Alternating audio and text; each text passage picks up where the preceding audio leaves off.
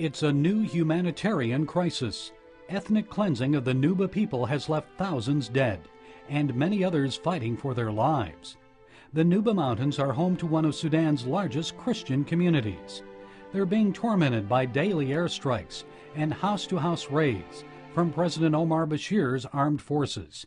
Bashir is an indicted war criminal for the genocide in Darfur.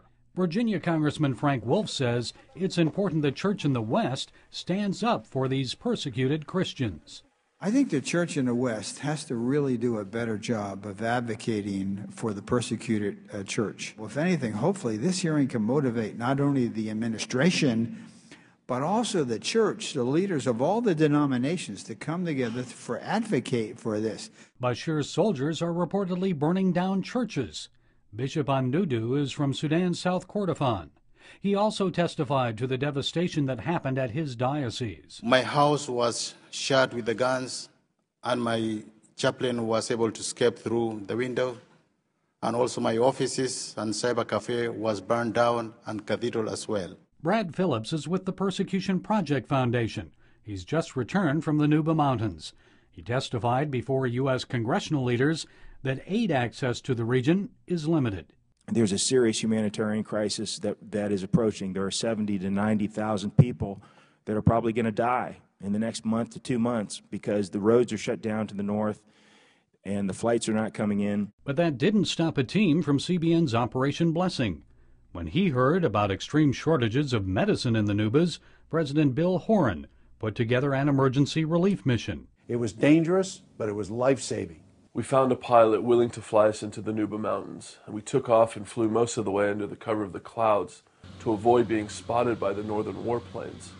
We landed on this tiny dirt strip, and then the scramble was on to unload the plane as fast as we could because we were told that literally any minute the Antonov bombers could show up and start bombing the airstrip. Soldiers from the SPLA, the Sudan People's Liberation Army, drove the team several hours to the hideout of Lieutenant General Abdel Aziz. Aziz directs the liberation movement in the Nuba Mountains. The National Congress Party of Khartoum have declared jihad, Islamic jihad on all the Nuba, whether you are Muslim, whether you are Christian. Nuba did not go and attack Khartoum.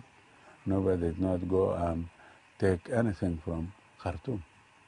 And instead, Khartoum is the one exploiting the area. They are taking the oil.